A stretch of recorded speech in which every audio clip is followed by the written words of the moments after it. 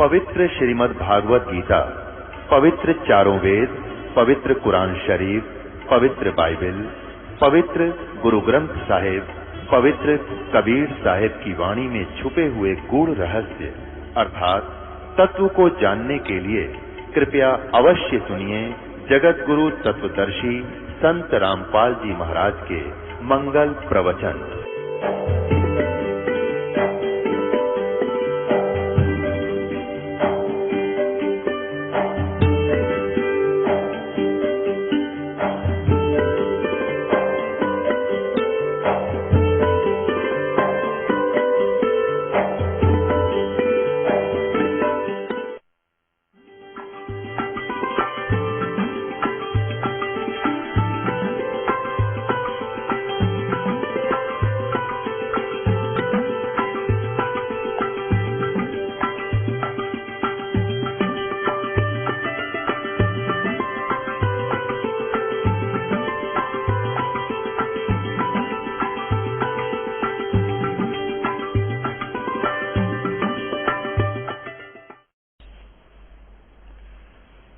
परमात्मा बंदी छोड़ कबीर परमेश्वर अपनी प्यारी आत्माओं को सतर्क करते हैं। आप ही वो संत बनते हैं, आप ही भक्त की भूमिका करते हैं, आप ही एक दास बनते हैं, स्वयं ही वो परमात्मा है और स्वयं ही तत्वदर्शी संत की भूमिका वो करते हैं। अब यहाँ परमात्मा कहते हैं आजा बंदे शरण राम की। अब यहां अपने आप को एक दास की भूमिका करते हुए, एक संत की भूमिका करते हुए अपनी प्यारी आत्माओं को अपनी और अपनी ही शरण में आने की प्रेरणा कर रहे हैं। और यदि वे स्वयं को परमात्मा भी कहते हैं, परंतु वे बार बार यदि अपने आप को भगवान कहें तो हम नहीं स्वीकार करते उनकी एक भी वाणी को, क्योंकि हमने परमात्मा के विषय में बहुत ही उलट सुलट ज्ञान ग्रहण किया हुआ है। हमने परमात्मा को निराकार मान रखे।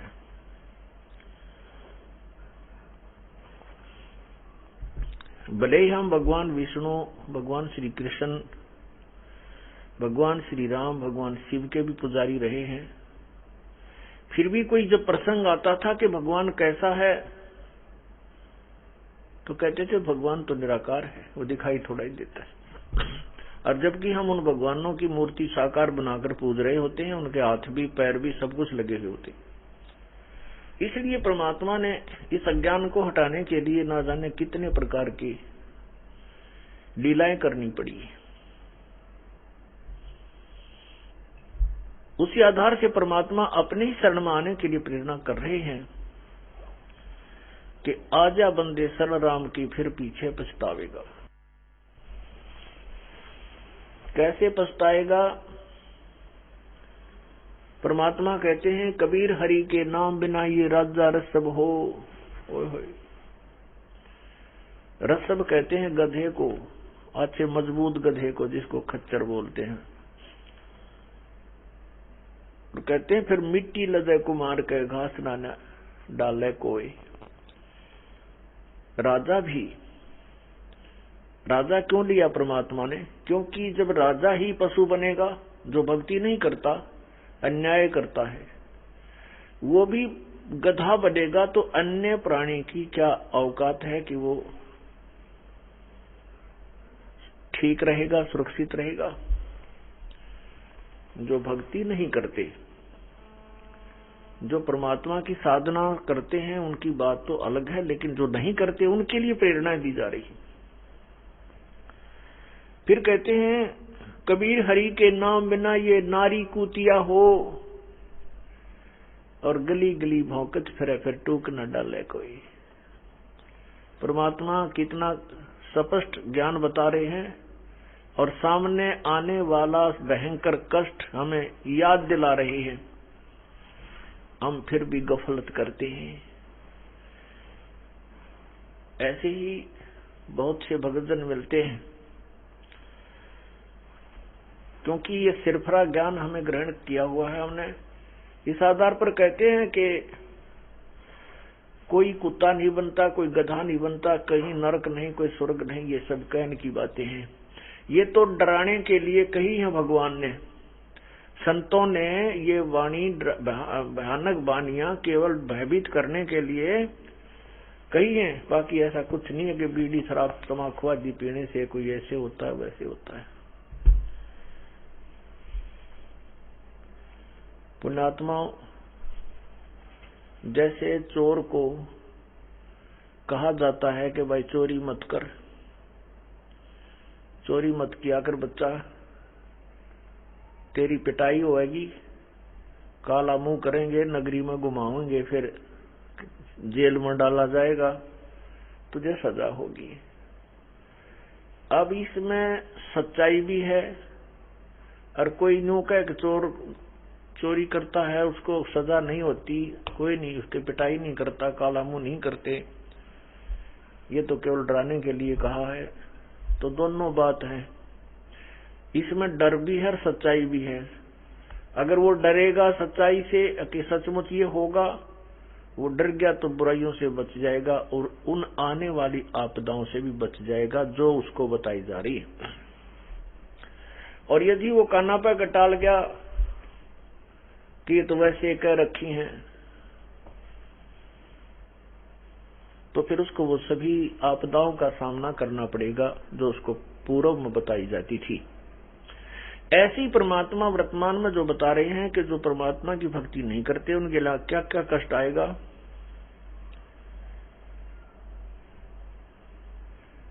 बीबी पड़दे रहे थी, जोड़ी लगे थी बारे, अब गात उघाड़े फिरती हैं वो बनकुतिया बाजारे। वो बीबी, वो बड़े बड़े अधिकारियों की पत्नियां, राजाओं की रानियां पर्दों में रहा करती थी,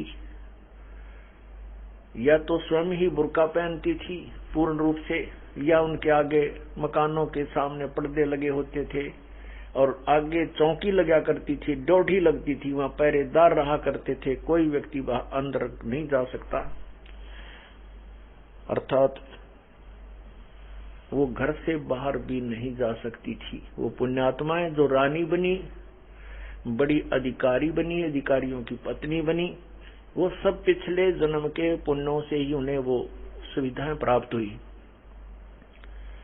ये तो उनकी पिछली बैटरी चार्ज है, वो तो चलेगी जितनी वो चार्ज है। यदि आगे चार्जर नहीं लगाया, अर्थात आगे भक्ति नहीं की, तो पिछली बैटरी तो डिस्चार्ज होगी और फिर कुछ भी पल्ला नहीं रहेगा। परमात्मा ये सब दुख याद करा करके यही कहता है कि फिर चार्जर ला लो, अर्थात पुनः भक्ति फिर स्टार्ट करो, पुण्य करो, पूर्ण संत की शरण ग्रहण करो, अन्यथा क्या होगा।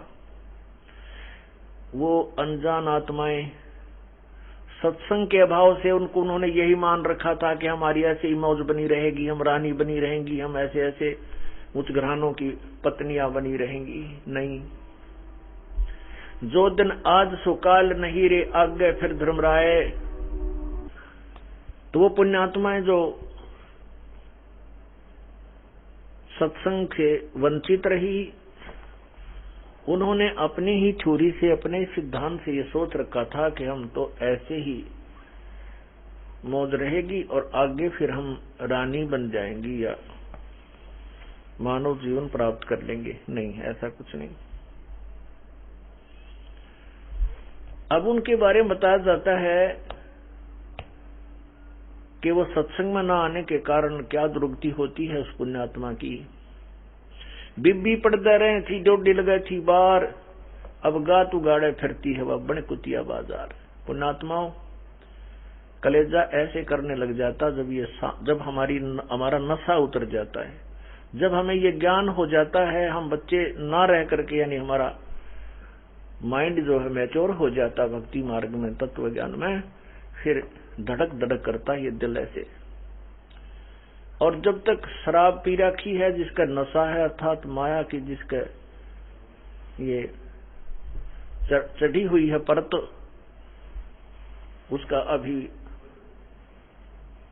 वो नशा उतरा नहीं है, वो तो सुन लेते हैं और फिर वही कुमत करते ही रहते हैं, वही कुबद करते रहते हैं। और जिनका नशा उतर गया, जिनको सच्चाई सामने आ गई कि भगवान की वाणी गलत नहीं हो सकती, जो उन्होंने कह दिया वो फाइनल है, सत्य है, तो जब परमात्मा का विधान है और हम उसको तोड़ते हैं तो फिर दुर्गति तो होगी ही होगी, नो डाउट। इसलिए याद दिलाते हैं हमने ये बात, विचार करके देखो, कहाँ तो राजा की रानियां और उस अधिकारियों की पत्नियां काजू के हलवे खाया करती थी, काजू डाल डाल कर, मनुखा दाख डाल करके, और झूठे छोड़ देती थी, खाया इतना खाया, बाकी थाली सरका दी, उसको दासी बांधी और उनके पुत्र खाया करते थे। एक परमात्मा के नाम बिना फिर वो क्या बनती है, अगले दिन में कुतिया बनती है। और एक ग्रास टूक के लिए सारा दिन अतिथि जो खाना खा रहा, उस खाना खाने वाले के मुंह की तरफ देखती रहती है, ऐसे कब वो टूक डाला है। और वह कोई डाल भी दे टूक तो ऐसे फेंक देते हैं कुत्ते को, जिसमें 10 ग्राम का रेत गेल खाना पड़ता है उस कुतिया को, जो पहले रानी बनी हुई थी परमात्मा ना भजने से। और फिर एक कुत्ते के जीवन पर विचार करके देखो,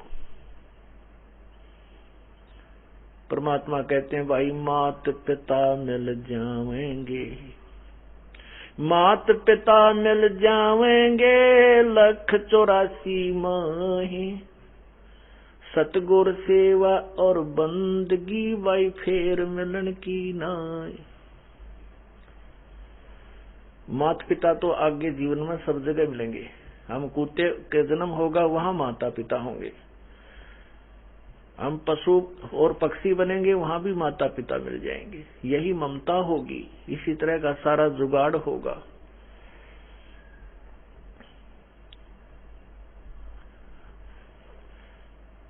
आपने देखा होगा, अब कोई कुत्ता है,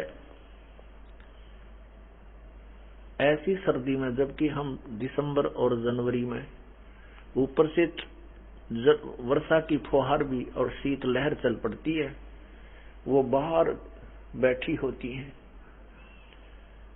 गली में पड़ी होती हैं, साथ में उनके वो संतान होती है, सारी रात ठिठुरते हैं, सारी रात भौंकते हैं, और भौंक भौंक कर उनके पेट खाली हो लेता सवेरे तक। फिर वो रोटी के लिए, आहार के लिए किसी का दरवाजा खुला, दाव सा लगाकर उसके अंदर घुस जाते हैं। और कहाँ जाते हैं? रसोई की तरफ चलते हैं, जहां से उनको खाने की महक आ रही होती है। अब उसको कौन जाने देगा रसोई तक, दूर से मार मार शुरू हो जाती है। मार मार करते करते कोई उसका मार दे लठ, 10 आध घंटे थी ट्या ट्या ट्या गली में खड़ा होकर करेगी। और फिर वो दर्द और तो है ही, लेकिन उसको भूल करके फिर पेट की वो आग सतावे, फिर दूसरे के घर में कोशिश करता है वो प्राणी, कुत्ता या कुतिया। वहां उसके भाग उसने टूक मिला कि को लठ मिला, यदि वहां भी लठ का सूत बैठ गया, उसका डंडा लग गया था जबरदस्त, फिर वो बाहर चलता गांव से। क्या खाता है वहां पर देसी भाषा में क्या करें, गू खाओ। फिर वहां जाके वहां वो जो परमात्मा ना भजने से अब उसने के आहार करना पड़ रहा है। पुण्यात्माओं, अब हमने जरा सी बात लगे है, भगवान ने ये कति निचोड़ कर कद रखा है।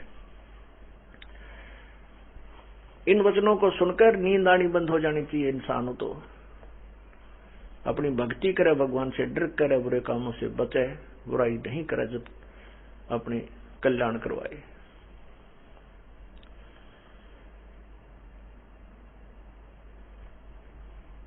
बीबी पड़दे रहे थी भाई, डोडी लगे थी बारे, अब गात उघाड़े फिरती है वो बन कुतिया बाजारे। वो पर्दे की सुंदरी सुनो संदेशा मोरे, अब गात उघाड़े फिरती हैं वो करें सरायों सोरे। पहले तो एडी से लेकर चोटी तक बढ़िया वस्त्र पहन करके वो अपने आप को ढके रहती थी और कहती थी हम सत्संग में नहीं जाया करते, हम तो उच्च घरानों की बहन बहू बेटियां हैं। और फिर क्या बनता है, वो निवस्त्र होकर के कुत्ते की कुतिया की जुन्नी पा करके और जंगल वहां सरायों में घूम रही, शोर कर रही। सराय धर्मशालाओं के पास जाते हैं शहर के कुत्ते, क्योंकि वहां तिथि रुका करते थे, वहां रोटी खाते थे, उनको भी छोटा मोटा टूक डाल देते थे। नक बेसर नक पे बनी व पैर थी हार हमेले, सुंदरी से कुतिया बनी वह सुनो साहिब के खेल।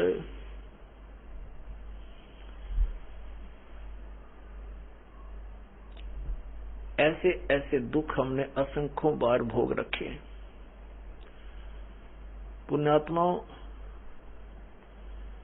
परमात्मा ने कहा कि कोटि जन्म तो भरमत हो गए, कुछ ना हाथ लग्या रे, कुकर सुकर खरबा बोरे कौवा हंस बगारे। कुकर कुत्ते को कहते हैं, सुकर सुअर को कहते हैं और खर गधे को कहते हैं। इस काल ने हमारे साथ यही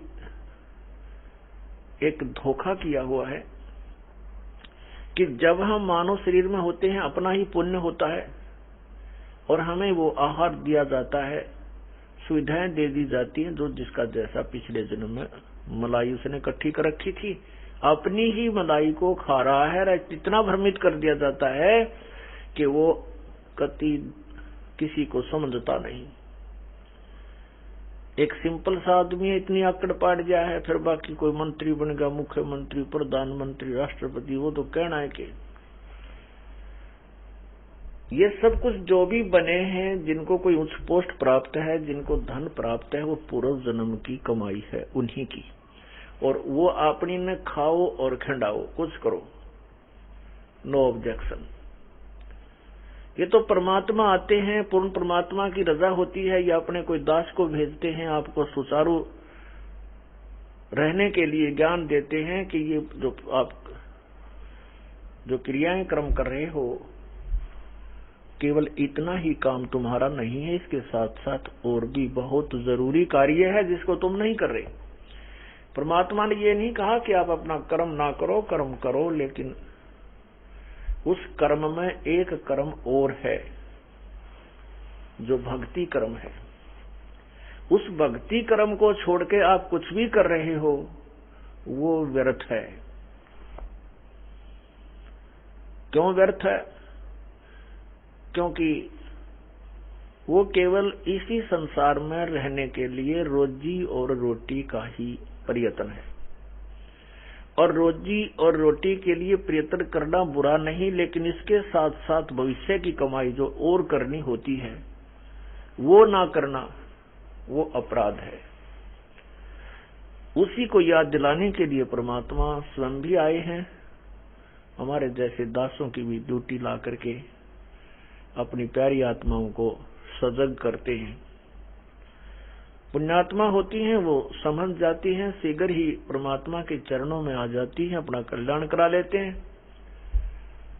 और जो जड़मती होते हैं वो थोड़ा सा और धक्के खा के और कुछ ज्यादा चोट खा के अपनी दुर्गति करा के फिर परमात्मा के चरणों में आएंगे।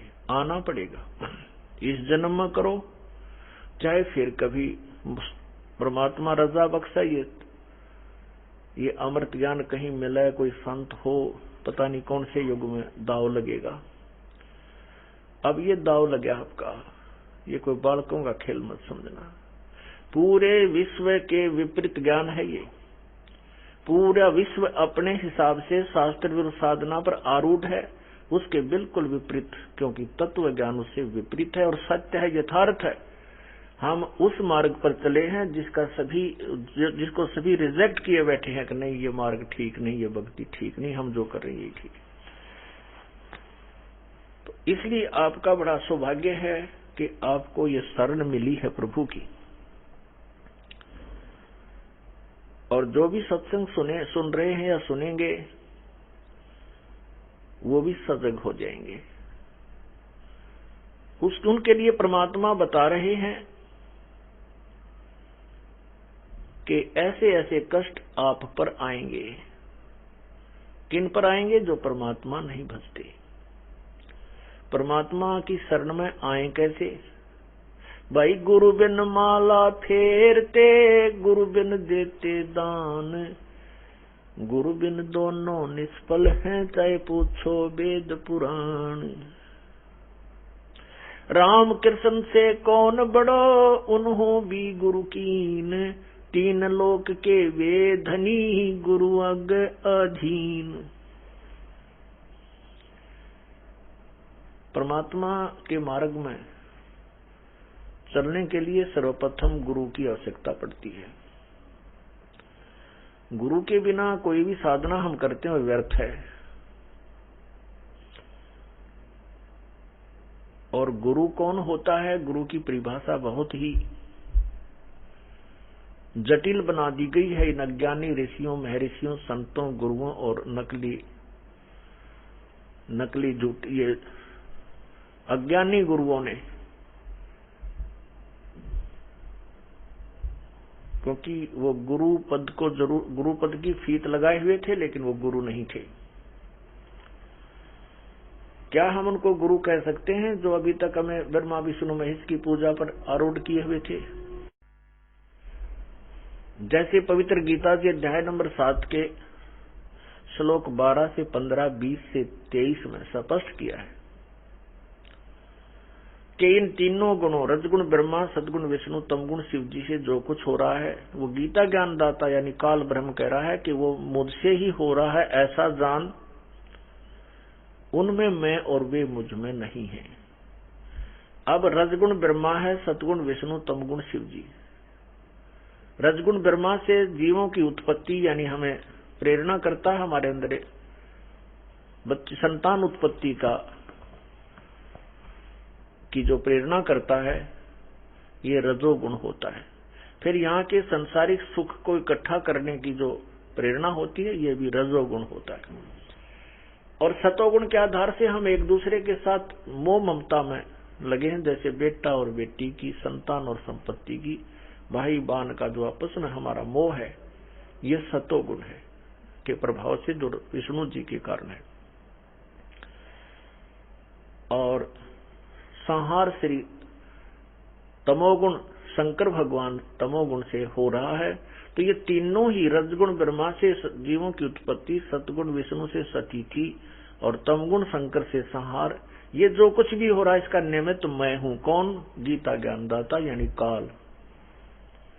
ये काल ब्रह्म कह रहा है। कारण क्या है कि काल ब्रह्म को 1 लाख मानव शरीरधारी प्राणी प्रतिदिन खाने पड़ते हैं। इसको श्राप लगा है, इसको एक कोड लगा है, इसको एक रोग लगा है। इसके लिए इसने अपने तीनों पुत्रों को, ब्रह्मा विष्णु महेश को, ये ड्यूटी दे रखी है। इनको एक गुण युक्त कर दिया, ना ब्रह्मा विष्णु महेश के बस की बात, क्योंकि उसने उनको एक गुण से युक्त कर दिया। अपने आप उनके अंदर से वो उनके रेज निकल रही है, उसका गुण अपने आप उनके अंदर से पूरे विश्व को प्रभावित करा। जैसे मिर्च का गुण बना दिया कि मुंह जले और छौंक लावा जब वो छीकम छीक करेगी, ऐसे ही ब्रह्मा विष्णु महेश कहते हैं तीनों गुणों से जो हो रहा है उसका मुख्य कारण मैं ही हूं। क्योंकि ये सब संतान उत्पत्ति, फिर यहाँ सतीथि या ये संहार आदि उस काल के लिए ही किया जा रहा है।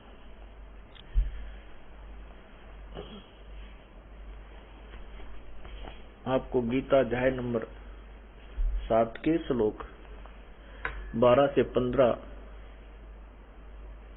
पढ़कर सुनाते हैं।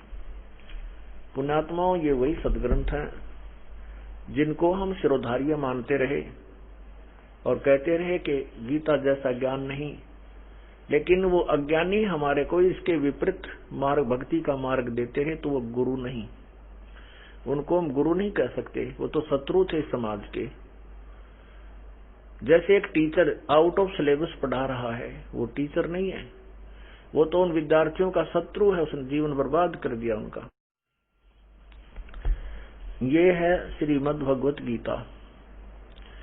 इसके 7वें अध्याय के श्लोक 12 से 15 आपको पढ़कर सुनाते हैं, जिनमें स्पष्ट किया है कि तीनों गुणों रजगुण ब्रह्मा, सदगुण विष्णु, तमगुण शिव जी की पूजा करने वाले, राक्षस स्वभाव को धारण किए हुए मनुष्यों में नीच, दुष्कर्म करने वाले मूर्ख, यानी 4 उपमा दी है भगवान गीता ज्ञान दाता ने। जो ब्रह्मा विष्णु महेश की पूजा करते हैं उससे आगे किसी को मानने को तैयार नहीं।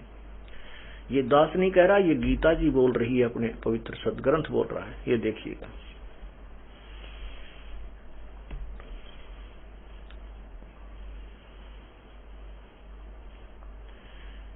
ये है गीता प्रेस गोरखपुर से प्रकाशित श्री जयदयाल गोविंद का, और ये श्रीमद् भगवत गीता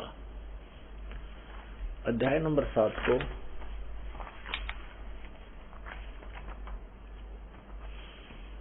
देखिएगा। अध्याय नंबर 7 का श्लोक नंबर 12 से प्रारंभ करते हैं।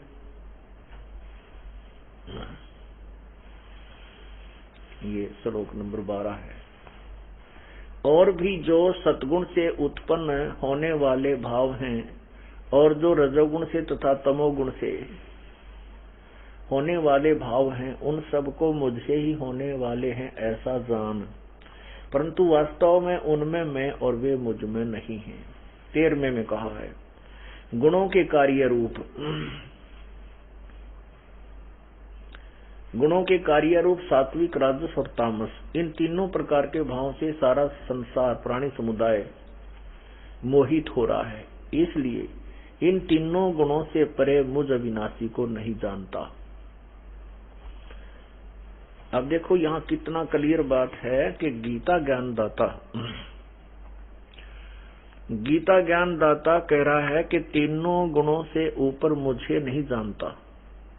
इससे सिद्ध है कि जो गीता ज्ञानदाता ब्रह्म है, वो कह रहा है कि तीनों गुण से आगे जो पूजा है वो मेरी है, ये मेरी पूजा भी नहीं करते। इसलिए पूजा है तो तीनों गुण भी कोई और उपास्य कोई देव है, ना कि ओनली गुण। ये प्रमाणित करेंगे आपको। तो अब देखिए 14वें श्लोक में 7वें अध्याय का ही श्लोक नंबर 14, क्योंकि यह अलौकिक अर्थात अति अद्भुत त्रिगुणमयी मेरी माया, त्रिगुणमयी माया बड़ी दुस्तर है। जो पुरुष मुझको, केवल मुझको ही निरंतर भजते हैं, वे इस माया को उल्लंघन कर जाते हैं। अब यहाँ स्पष्ट हुआ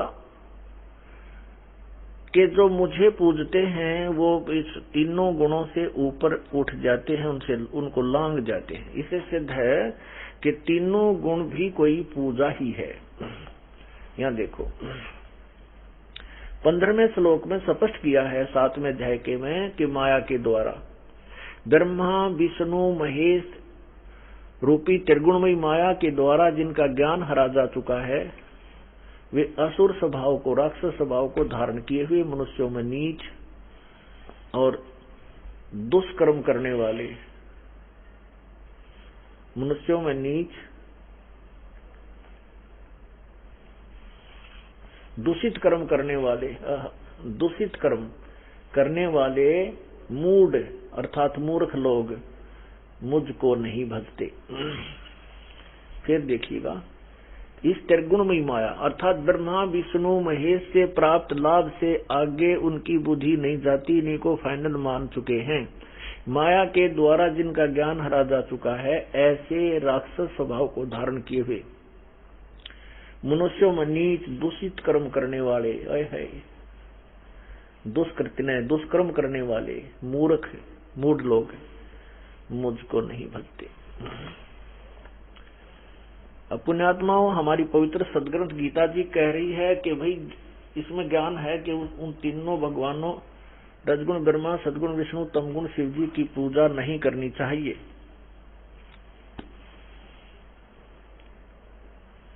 और इसके विपरीत ये हमारे को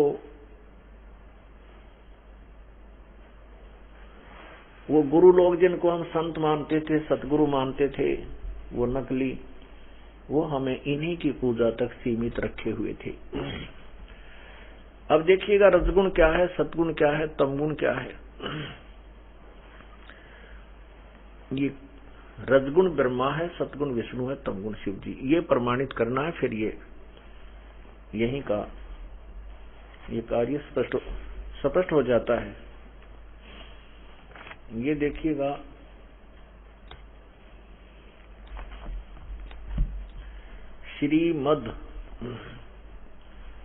श्रीमद देवी भागवत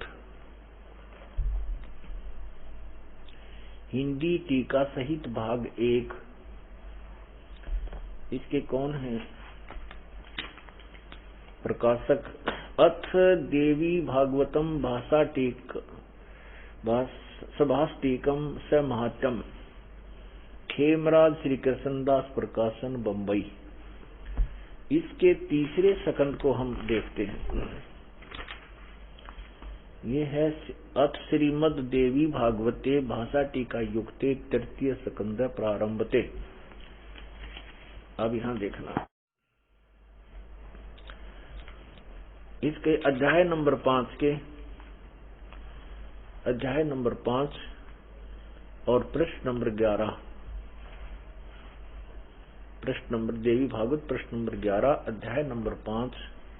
और यहां देखिए, शंकर भगवान कहते हैं, हे माता, यदि हमारे ऊपर सदा आप दया युक्त हो तो हमको तमोगुण में किस प्रकार प्रदान किया है?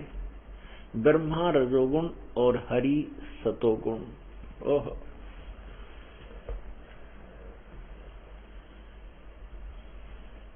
युक्त किए हैं।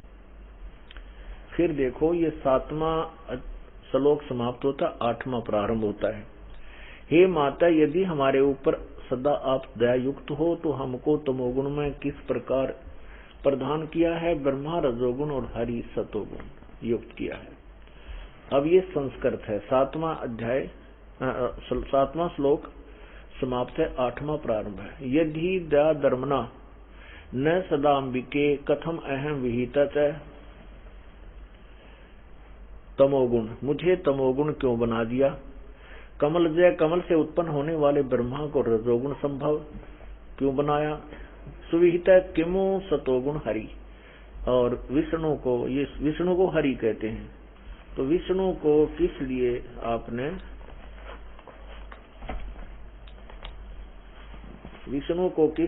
आपने सतोगुण बना दिया? इति सिद्धम रजगुण ब्रह्मा, सतगुण विष्णु, तमगुण शिव जी है। तो यहां स्पष्ट हुआ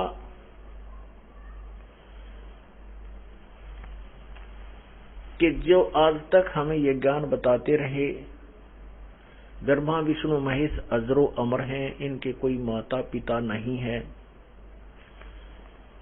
और यही सर्वेश्वर सर्वश्रेष्ठी रचनहार कुल के मालिक और उपास्य इष्ट हैं, तो वो गुरु नहीं थे। इसलिए वो नकली गुरुओं का बोलबाला अधिक था, इसलिए सतगुरु शब्द की आवश्यकता पड़ी। सतगुरु वो होता है जो सच्चा ज्ञान दे, यथार्थ ज्ञान दे। परमात्मा कहते हैं, गुरुओं गांव बिगाड़े, संतो गुरुओं गांव बिगाड़े, ऐसे कर्म जीव का लागिए, ईव जड़ा नहीं दाड़े।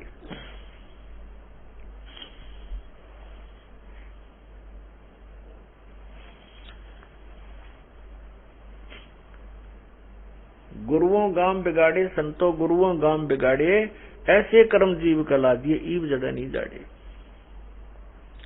तो वो गुरु नहीं थे। जब हम भक्ति करने लगते हैं तो उसमें सबसे पहले गुरु की आवश्यकता होती है। गुरु बिन काहू न पाया ज्ञाना, ज्यों थोथा वो छड़े किसाना। गुरु बिन वेद पढ़े जो प्राणी, समझे न सार रहे अज्ञानी। कितना कमाल किया परमेश्वर ने, यथार्थ ज्ञान दिया है कि गुरु बिन वेद पढ़े जो प्राणी, समझे न सार रहे अज्ञानी।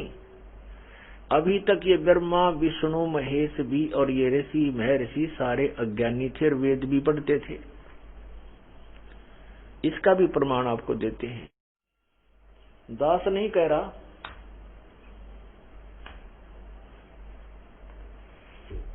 अपने सदग्रंथ बता रहे हैं जिनको हम सर्वोत्तम सदग्रंथ मानते थे।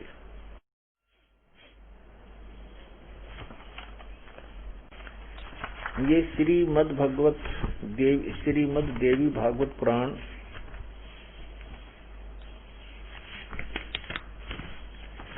इसमें भगवान विष्णु जी के विषय में आपको दिखाते हैं वो कितने विद्वान थे जिनको हम भगवान मानकर पूज रहे थे। ये देखिएगा श्रीमद् देवी भागवत पुराण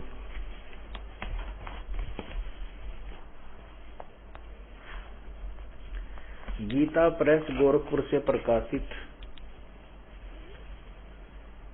गीता प्रेस गोरखपुर। अनुवाद करता है, संपादक है हनुमान प्रसाद पोदार चिमनलाल गोस्वामी।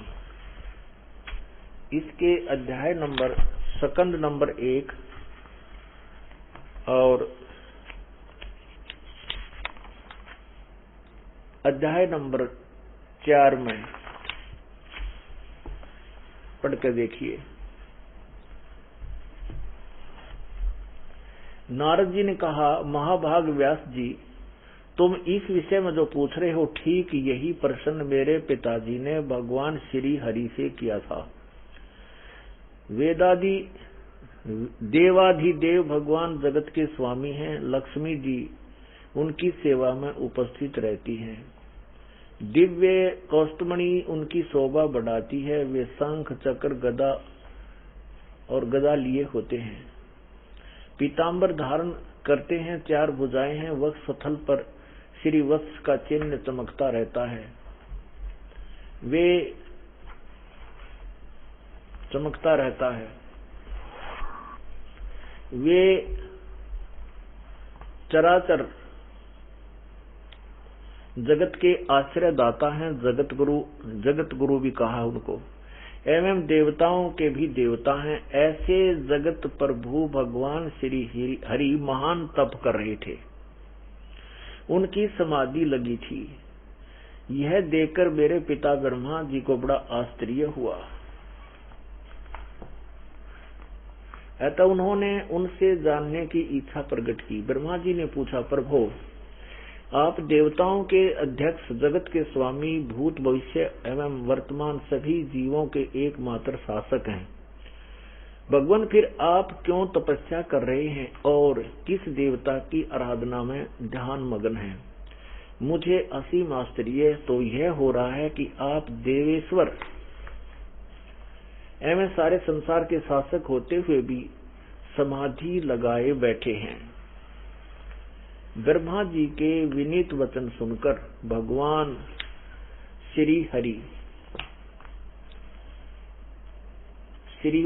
उनसे कहने लगे, यानी विष्णु जी को हरि भी कहते, ब्रह्मन सावधान होकर सुनो, मैं अपने मन का विचार व्यक्त करता हूँ। देवता, दानव और मानव यह सभी जानते हैं कि तुम सृष्टि करते हो, मैं पालन करता हूँ और संकर संहार करते हैं।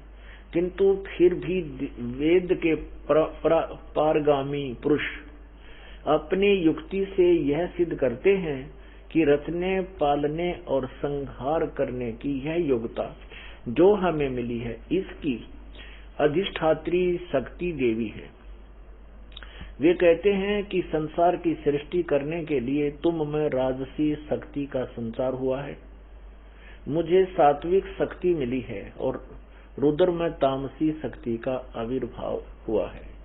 उस शक्ति के अभाव से तुम इस संसार की सृष्टि नहीं कर सकते, मैं पालन करने में सफल नहीं हो सकता और रुद्र से संहार कार्य होना भी संभव नहीं। ब्रह्मा जी, हम सभी उस शक्ति के सहारे ही अपने कार्य में सदा सफल होते आए हैं।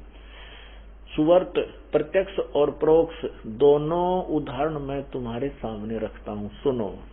यह निश्चित बात है कि उस शक्ति के अधीन होकर ही मैं प्रलय काल में इस शेष नाग की सैया पर सोता और सृष्टि करने का अवसर आते ही जाग जाता हूँ। मैं सदा तप करने में लगा रहता हूँ। उस शक्ति के शासन से सभी कभी मुक्त नहीं रह सकता। कभी अवसर मिला तो लक्ष्मी के साथ सुखपूर्वक समय बिताने का सौभाग्य प्राप्त होता है। मैं कभी तो दानों के साथ युद्ध करता हूँ। अखिल जगत को भय पहुंचाने वाले दैत्यों के विकराल शरीरों को शांत करना मेरा परम कर्तव्य हो जाता है। मुझे सब प्रकार से शक्ति यानी दुर्गा के अधीन होकर रहना पड़ता है। उन्हीं भगवती शक्ति का मैं निरंतर ध्यान किया करता हूँ। ब्रह्मा जी, मेरी जानकारी में इस भगवती शक्ति से बढ़कर कोई दूसरा देवता नहीं है। यानी ये हमारे भगवान के विचार हैं श्री विष्णु जी के, कि मैं तप करता रहता हूँ और फिर तप करके बैटरी चार्ज करता हूँ, सिद्धि प्राप्त करता हूँ, फिर राक्षसों को मारता हूँ। और मेरे विचार से इस दुर्गा से ऊपर कोई भगवान नहीं है। जय हो बंदी छोड़ की। ये है हमारे भगवान। ये विद्वान हैं, ज्ञानी हैं या अज्ञानी हैं, ये आप देखो। पुण्यात्माओं, सुर नर मुनि जन 33 करोड़ी, बंदे सभी निरंजन डोरी। परमात्मा कबीर साहब कहते हैं ये 33 करोड़ देवता, 88,000 ऋषि, ये मुनि, ये देवता, ये सभी इस काल के ही डोर से बंधे हुए हैं। इनके गले में काल का ही जाल फंसा हुआ है, ये इनसे बाहर नहीं है। जब हमारे भगवान, जिनको हम सबसे बढ़िया भगवान सतोगुण विष्णु जी मानते, ये इनका ज्ञान देख लो, मैं तप करता हूँ। और गीता जी में लिखा है कि जो घोर तप को करते हैं वो राक्षस वृत्ति के लोग हैं, जो घोर तप को तपते हैं।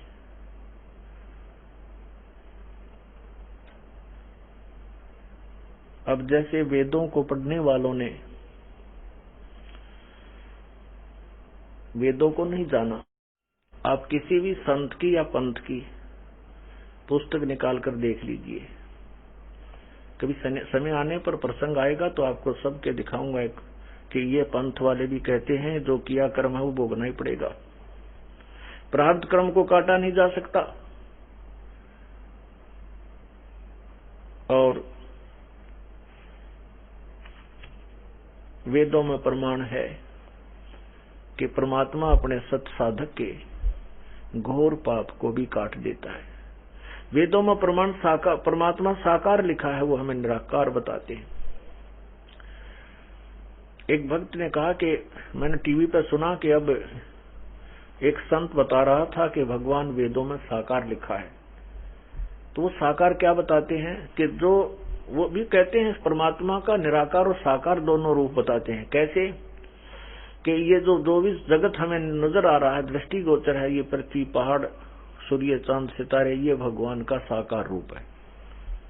और उसको कहते हैं वो वेदों में भी ऐसा ही लिखा है। परमात्मा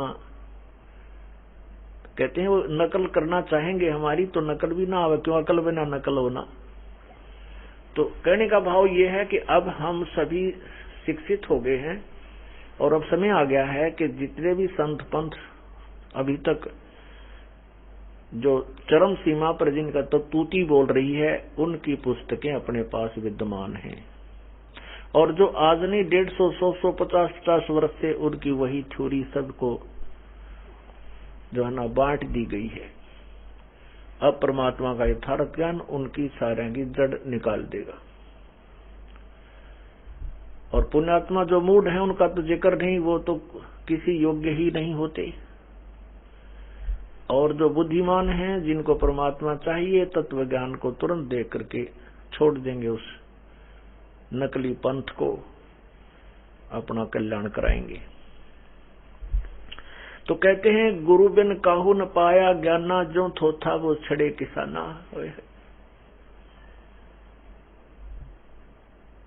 गुरु बिन वेद पढ़े जो प्राणी, और समझे न सार रहे अज्ञानी। ये अज्ञानी थे कति। ब्रह्मा ने वेद पढ़ा, ब्रह्मा से विष्णु जी ने ज्ञान सुना, शिव जी ने ज्ञान सुना। अब क्या है, जैसे ये तप क्यों तपते हैं, जबकि तप तो किसी भी सदग्रंथ में नहीं, ना वेदों में तप करने का संदेश है, ना का आदेश है, बल्कि मना किया है गीता जी में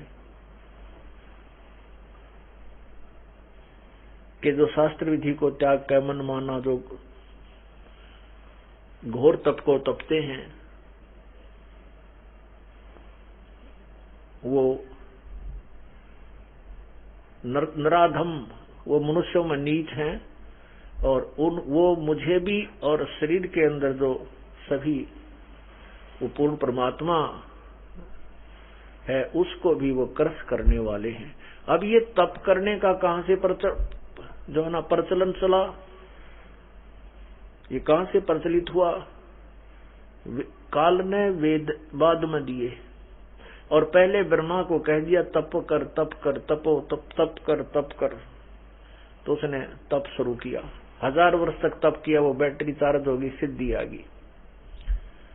उसी की सिद्धि से उसको आगे कार्य सौंप दिया। जैसे आपने शिव महापुराण में पढ़ा था, फिर भी दिखाएंगे समय आने पर, उसमें ये काल भगवान कहता है इन तीनों को, ब्रह्मा विष्णु महेश को, कि तुमने जो एक एक कार्य प्राप्त किया है, ब्रह्मा ने सृष्टि रचने का, विष्णु ने सतीथि का, और रुद्र शिव को संहार करने का, ये तुमने अपने तप के कारण प्राप्त किया है। तपो तपो कर वाक्य सुनाया, लोक रचो बल मेरी माया। अब ब्रह्मा जी ने उस काल की इस आकाशवाणी को कि तप कर ये भगवान की वाणी मान ली। वेदों से ओम नाम यजुर्वेद अध्याय नंबर 40 के मंत्र 15 में स्पष्ट किया है, ओम कर्तु समर किलवे समर और कर्तुम समर। ओम नाम के जाप को काम करते करते सुमन करो, विशेष कसक के साथ करो, अपना परम कर्तव्य जान करके ओम नाम का जाप करो। ये तो अपनी पूजा बताई है इस गीता ज्ञान और वेद ज्ञान दाता ब्रह्म ने। जैसे गीता अध्याय नंबर 8 के श्लोक 13 में स्पष्ट किया है कि ओम इति एक अक्षरम ब्रह्म व्यवहारन माम अनुसमरण, और यह परियाति तजन देहम स याति परमाम गतिम। मेरा एक ओम नाम है, और जो इसका अंतिम श्वास तक सिमरन करता है वो मेरे वाली परम गति को प्राप्त करता है। फिर चौथे अध्याय के 34वें श्लोक में गीता जी में कहा कि उस परमात्मा के पाने के लिए, पूर्ण परमात्मा की भक्ति के लिए, तत्व ज्ञान को समझने के लिए किसी तत्वदर्शी संत की खोज कर उनको दंडवत प्रणाम करो और निष्कपट भाव से उनसे याचना करो तत्व ज्ञान प्राप्ति की। तब वो तत्वदर्शी संत तुम्हें उस परम पिता के पाने की परमात्म तत्व का ज्ञान सुनाएंगे। 17वें अध्याय के गीता जी अध्याय नंबर 17 के श्लोक 23 में स्पष्ट किया है, ओम तत्सत इति निर्देश है ब्रह्म ने त्रिविध समर्थ है। ओम तत्सत, ओम ब्रह्म का जाप, तत् ये सांकेतिक है जो परब्रह्म का है, और सत भी सांकेतिक है, वो ये दास बताएगा जो सार शब्द है वो पूर्ण परमात्मा का। उस परमात्मा के पाने के तो केवल ये 3 मंत्र के जाप का निर्देश है, नथिंग एल्स। निर्देश माने बस फाइनल फैसला, और उसको कौन बताएगा? तत्वदर्शी संत बताएगा। वेदों और गीता में केवल ओम नाम का जाप है, वो ब्रह्म तक की साधना की विधि है। उस परमात्मा के पाने के लिए तत्वदर्शी संतों के लिए ऑप्शन छोड़ दिया। यजुर्वेद अध्याय नंबर 40 के श्लोक 10 और 15 में, 10 और 13 में स्पष्ट किया है कि कोई परमात्मा को साकार कहता है जन्म देने वाला, कोई बिना जन्म देने वाला, कोई कुछ कहता है। इसका वास्तविक ज्ञान तो तत्वदर्शी संत बताते हैं, उन्हीं से सुनो।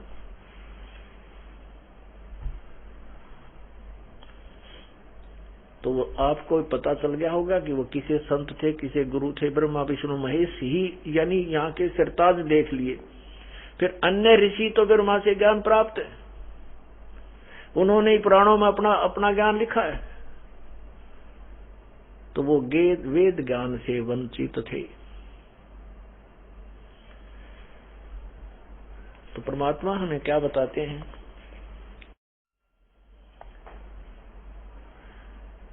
गुरु बिन माला फेरते, गुरु बिन देते दाने, गुरु बिन दोनों निष्फल हैं, चाहे पूछो वेद पुराण।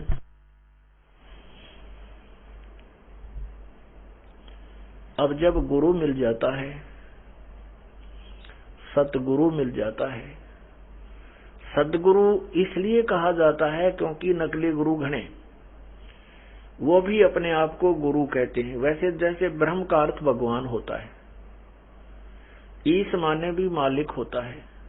ईश्वर परमेश्वर शब्द किस लिए लगाए गए? क्योंकि ये नीचे के भी ईश मालिक हैं।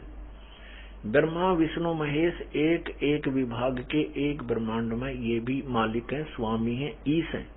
इनसे ऊपर जो है वो ईश्वर है।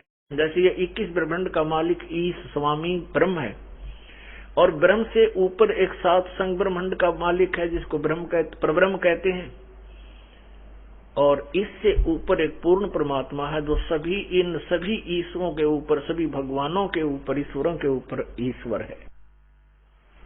उसको परमेश्वर कहते हैं। परमेश्वर शब्द में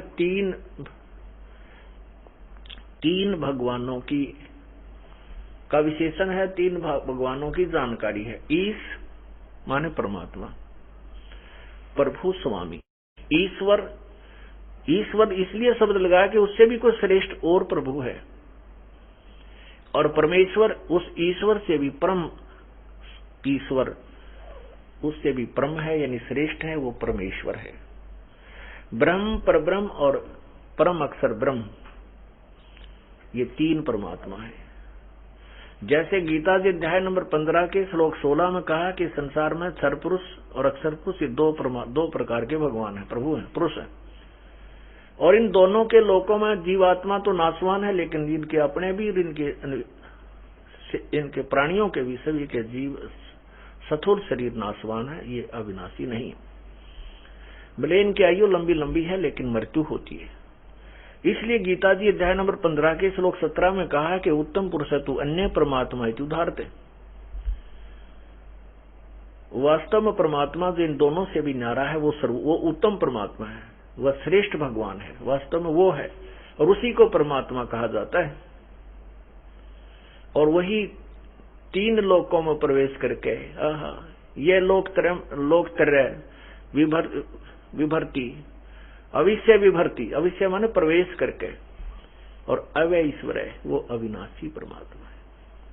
तो इन दोनों ब्रह्म और परब्रह्म से वास्तव में उत्तम जो श्रेष्ठ भगवान है, वही वास्तव में अविनाशी है, वो इनसे भिन्न है।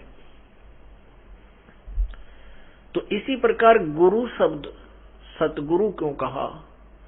कि ये गुरु, वैसे तो जैसे कोई अक्षर ज्ञान कराता है वो भी गुरु है, कोई मैकेनिक का काम सिखाता है वो भी गुरु है, कोई चिनाई का काम सिखाता है वो भी गुरु है। इसलिए हमने गुरु, आध्यात्मिक गुरु को और सदगुरु, अब जैसे यहाँ नकली गुरु है, कोई राम की, श्री कृष्ण की पूजा तक सीमित किए बैठा है, कोई विष्णु जी की, कोई जो है ना शिव जी की पूजा पर, कोई भैरव की पूजा पर, कोई और देवताओं की पूजा पर, कोई श्याम जी की पूजा पर, कोई हनुमान तक की पूजा पर, इन्हीं तक का ज्ञान देते हैं, ये भी गुरु कहलाते हैं।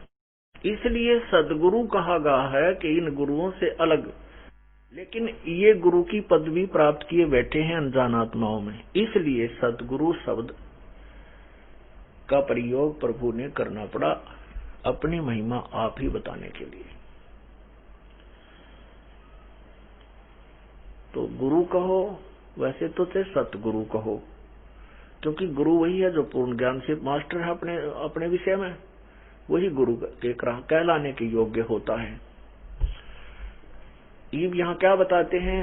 सतगुरु के उपदेश का भाई लाया एक विचार, जय सतगुरु मिलते नहीं जाते यम द्वार।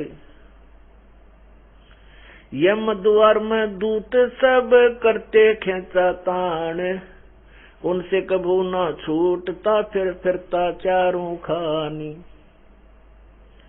चार खानी में भरमता कभू न लगता पारे, सो फेरा सब मिट गया हमारे सतगुरु के उपकार। अब देखो सतगुरु ने, सच्चे गुरु ने इस प्राणी का कितना कष्ट काट दिया। ओए होए होए, जैसे कितना बाईपास निकाल दिया। कहते हैं जय सतगुरु मिलते नहीं जाते नरक द्वार, नरक द्वार।